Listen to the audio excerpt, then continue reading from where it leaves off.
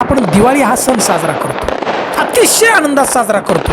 दिवाळीचं स्वागत आपण दिवा लावून करतो, सुंदर सुंदर गोड अशा मिठाई तयार करतो, नवीन कपडे घेतो, गरीब श्रीमंत ज्याच्या त्याच्या ऐपतीप्रमाणे हा सण साजरा करतो बघा। परंतु आपल्या मनामध्ये एक प्रश्न तयार होतो, नवीन आता शिकलेली मुले आहेत त्यांच्या मनामध्ये एक प्रश्न तयार होतो, दिवाळी हा सण का साजरा करतो? आणि विशेष म्हणजे बांधवांनो, भारतामध्ये दिवाळी हा सण तर प्रत्येक राज्यामध्ये साजरा केला जातो, परंतु वेगवेगळ्या राज्यामध्ये वेगवेगळी कथा दिवाळीची सांगितली जाते बघा, की सण का साजरा केला जातो। तर आज आपण ह्या दिवाळी सणाबद्दल 10 रहस्यमय कथा आहेत बघा, आणि प्रत्येकाचा पुरावा आहे बघा, आणि त्या छोट्याशा 10 रहस्यमय कथा आज आपण ऐकणार आहोत। हनुमंत पवार धारकरी, तुम्ही पाहताय मराठी मोटिवेशनल चॅनल। पहिली सुंदर कथा आहे की बघा, आपले सगळे पूर्वज जुनी लोक, वयस्कर लोक सांगतात की प्रभू श्री रामचंद्र रावणाला मारून सीतेला घेऊन लक्ष्मणासहित हनुमानासहित 14 वर्षाचा वनवास संपून अयोध्येमध्ये आले बघा। आणि त्यावेळेला अयोध्येमध्ये अमावस्या होती बघा,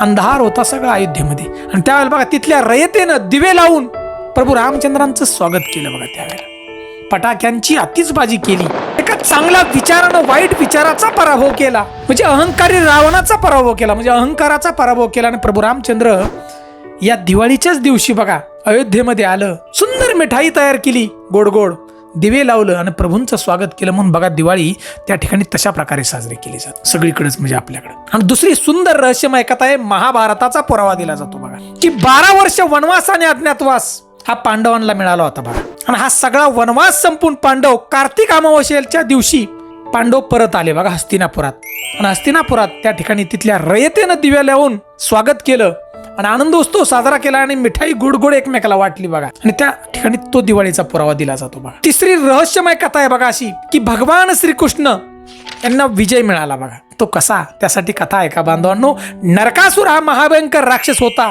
आणि या नरकासुरानं ब्रह्मदेवाची तपश्चर्या केली, महाभयंकर तपश्चर्या, आणि देवानं त्याला वरदान दिलं ब्रह्मदेवानं, की तुला कोणी मारू शकत नाही, फक्त तुझी आईच तुला मारू शकेल। अहंकार झाला या नरकासुराला, त्यानं रयतेला त्रास द्यायला लागला, साधू संतांना त्रास द्यायला लागला, अनेक राजे महाराजांचा वध त्यानं केला, हरवलं राजांना, आणि तिथल्या स्त्रियांना बघा कैद केलं त्याने, कारागृहात टाकलं। एवढंच नाही तर स्वर्गातही देवांना तो त्रास देऊ लागला, त्याला वरदानच तसं होतं।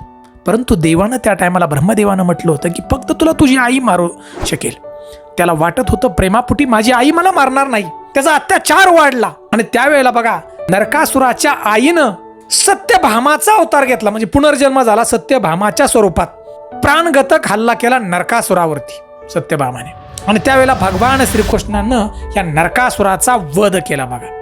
आणि या पराक्रमाची आठवण म्हणून नरक चतुर्थी साजरी करतो बघा आपण दिवाळीला, दिवे लावतो, सुंदर सुंदर मिठाई करतो, फटाक्यांची आतिषबाजी करतो बघा, हा आनंद असतो। चौथी सुंदर कथा आहे बघा दिवाळीची, की लक्ष्मी मातेचं पुनर्जन्म। बांधवांनो, लक्ष्मीला भाग्याची देवता म्हटलं जातं, आणि याच दिवशी बघा देवीचा पुनर्जन्म झाला। तो कसा, सुंदर पौराणिक कथा आहे। इंद्रदेवानं लक्ष्मीला दैवी जगत सोडून दुग्ध समुद्रात जे सागरात जाण्यास प्रवृत्त केलं होतं बघा इंद्रदेवानं। लक्ष्मी गेली आणि अखंड सृष्टीमध्ये अंधार झाला, अंधकारमय जीवन झालं बघा, लक्ष्मीशिवाय काय आहे का? काय नाही। आणि त्यावेळेला बघा सर्व देवांनी लक्ष्मीला परत आणण्यासाठी 1000 वर्ष महासागरामध्ये समुद्र मंथन केलं देवांनी रक्षणाने, आणि त्यावेळेला बघा सुंदर कमळावरती लक्ष्मी माता परत माघारी आली, म्हणून लक्ष्मीचा पुनर्जन्म झाला, आणि पुन्हा एकदा या लक्ष्मीने अखंड सृष्टीला सौभाग्य प्राप्त केलं म्हणायचं। आणि म्हणून दिवाळीच्या दिवशी लक्ष्मीची पूजा केली जाते बघा, लक्ष्मी आली की समृद्धी आली, म्हणून बघा आपण गोड गोड मिठाई करतो दिवाळीला, लक्ष्मी पूजन करतो बघा, हा पुरावा आहे। सुंदर अशी 5वी कथा, भगवान श्री विष्णू आणि लक्ष्मी देवीचा विवाह झाला बघा, तो दिवस म्हणजे दिवाळीचा आहे बघा। 6वी सुंदर कथा आहे बघा, काली मातेनं राक्षसाचा नाश केला। तर बांधवांनो, दिवाळी हा सण कोलकात्याला वेगळ्या पद्धतीने साजरा करतात, कोलकात्याला बंगाली लोक राहतात, आणि बंगाली लोकांची देवता ही महाकाली बघा। हिंदू पौराणिक कथानुसार कालीचा जन्म हा स्वर्ग आणि पृथ्वी या ठिकाणी जो राक्षसांना त्रास दिला होता बघा, या राक्षसांना मारण्यासाठी काली मातेचा जन्म झाला बघा। काली मातेनं राक्षसांचा नायनाट केला, सगळ्या बघा वध केला।